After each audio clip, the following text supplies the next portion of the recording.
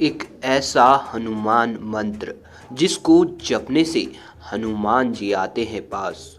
ऐसा शक्तिशाली मंत्र जिसको सुनने से ही भयंकर से भयंकर शत्रु भी आ गिरता है आपके पैरों में।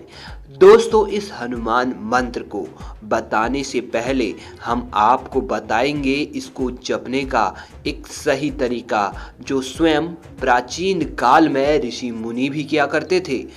दरअसल दोस्तों, ज़्यादातर लोगों की शिकायत रहती है कि मंत्र काम नहीं करते, क्योंकि वे मंत्र जाप तो करते हैं परंतु उनका फल नहीं मिल पाता। आपने भी जरूर ऐसे ही परेशानी का अनुभव किया होगा, परंतु अगर हम कहें कि एक ऐसा भी तरीका है जिससे आपको मंत्रों का फल मिल सकता है। शास्त्रों के अनुसार दोस्तों, एक ऐसी विधि है, अगर आप एकदम सही तरीके से उसका अनुसरण करते हैं तो फिर आप किसी भी सामान्य मंत्र से वह सभी फल प्राप्त कर सकते हैं जो आप किसी महामंत्र द्वारा उसके कई सवा लाख मंत्र जब से प्राप्त करते हैं। दोस्तों, अक्सर जब कभी भी हम मंत्रों का जाप करते हैं, वैसे तो हम अपने पूरे सामर्थ्य के साथ जप करते हैं, जो भी शास्त्रों में बताया गया वह सब तरीका अपनाते हैं और निश्चित संख्या में जप, हवन, तर्पण और भी सभी क्रियाएं करते हैं। मगर उसके बाद भी जब किसी तरह का फल नहीं मिलता जो शास्त्रों में वर्णन किया गया है, तो हम दुखी हो जाते हैं और कहते हैं कि ऐसा कुछ नहीं होता, ये सब तो बकवास है। वैसे तो यह झूठ है नहीं, क्योंकि आपने जो अनुभव किया है आप वही बोल रहे हैं। परंतु हम आपको बता दें कि किसी भी चीज़ को जल्दबाजी में बगैर समझे अगर आप करोगे तो हमेशा विफल ही रहोगे। तो फिर सवाल ये उठता है कि आखिर क्या सही तरीका है मंत्र जाप का, और कैसे हम मंत्र जाप करें ताकि उसका पूरा फल हमें प्राप्त हो। तो चलिए दोस्तों, जानते हैं। सबसे पहले तो हम आपको बता दें कि किसी भी मंत्र जाप में जो सबसे बड़ी समस्या का हमें सामना करना पड़ता है वो क्या है।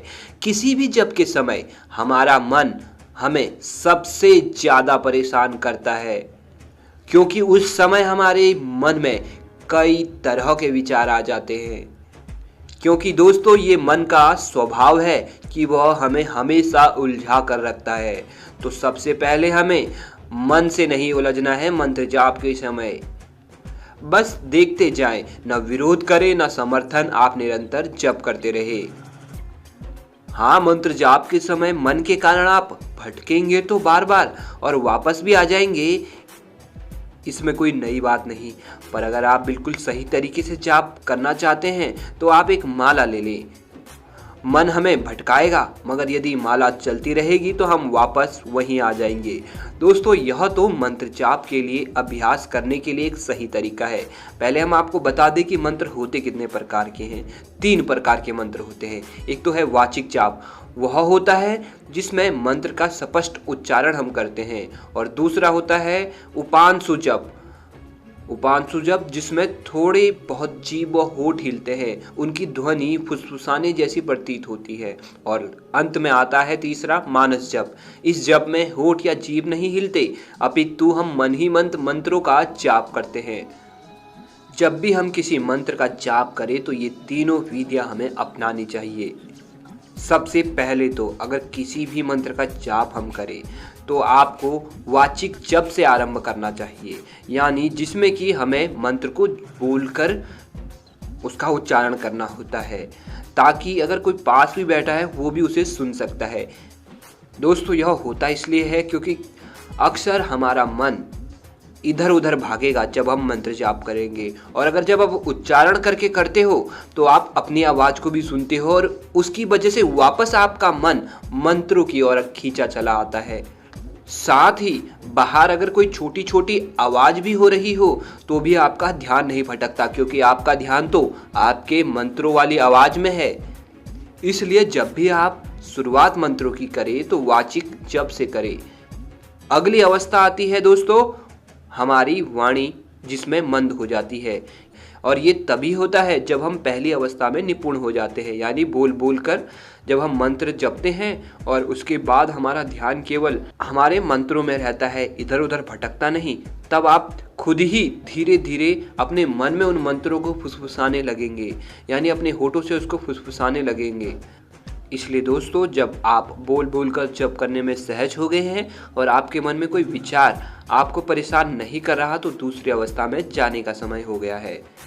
इस स्थिति में भी आपको थोड़ा समय तो लगेगा, परंतु धीरे धीरे आप अपने मन को शांत करने में निपुण हो जाएंगे।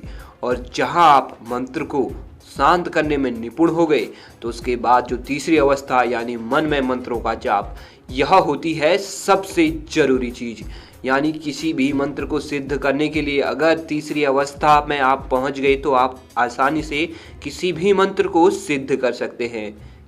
और दोस्तों, इस अवस्था में किसी भी प्रकार का व्यवधान, बाहरी व्यवधान आपको परेशान नहीं करता और आपका मन भी आपके नियंत्रण में हो जाता है। और दोस्तों, यह वही अवस्था होती है जो बड़े बड़े योगियों को प्राप्त होती है, जिसके कारण वो हर मंत्रों को सिद्ध कर लेते हैं। यहाँ तक कि महादेव शिव खुद इस अवस्था में ही मंत्रों का जाप करते हैं। तो दोस्तों, ये तो था मंत्र जाप करने का सही तरीका। अब हम आपको बताएंगे हनुमान जी द्वादक्षर मंत्र के बारे में। इसे आप मंगलवार से जपना आरंभ कर सकते हैं। यह आपकी हर परेशानी और हर विघ्न को दूर कर सकता है। जी हाँ दोस्तों, यह पुराणों में सबसे शक्तिशाली हनुमान जी का मंत्र बताया गया है। मान्यता है कि इस मंत्र का जाप करने से सीधे सीधे हनुमान जी तक आपकी बात पहुंचती है, क्योंकि हनुमान जी को प्रसन्न करने का यह सर्वोत्तम मंत्र बताया गया है। दोस्तों, आप इसका केवल 11 मंगलवार भी अगर जाप करते हैं तो मनचाही मनोकामना आपकी पूरी हो जाती है। बस शर्त यह है कि किसी भी मंगलवार को आपको इसका जप सिर्फ 6 मिनट करना है। अगर 6 मिनट आप किसी भी मंगलवार के दिन से आप इसे आरंभ कर सकते हैं और अगले 11 मंगलवार तक सुबह के समय निरंतर 6 मिनट आप इसको जप ले, तो आप देखेंगे धीरे धीरे इसके प्रभाव से आपकी ज़िंदगी में खुशियाँ बढ़ने लगेंगी और हर प्रकार का संकट समाप्त हो जाएगा। दोस्तों, यह मंत्र अत्यंत चमत्कारी है, इसलिए इसके फल प्राप्त न होने की शंका करना व्यर्थ की बात है, क्योंकि इससे आपको अवश्य ही फल प्राप्त होगा। तो दोस्तों, अब हम आपको द्वादक्षर हनुमान मंत्र भी बता देते हैं। दोस्तों, मंत्र इस प्रकार है: ओम हनुमंते रुद्रात्मकाय हुम फट। तो दोस्तों, उम्मीद है आपको हमारी यह जानकारी पसंद आई होगी। अभी के लिए इतना। जय बजरंगबली।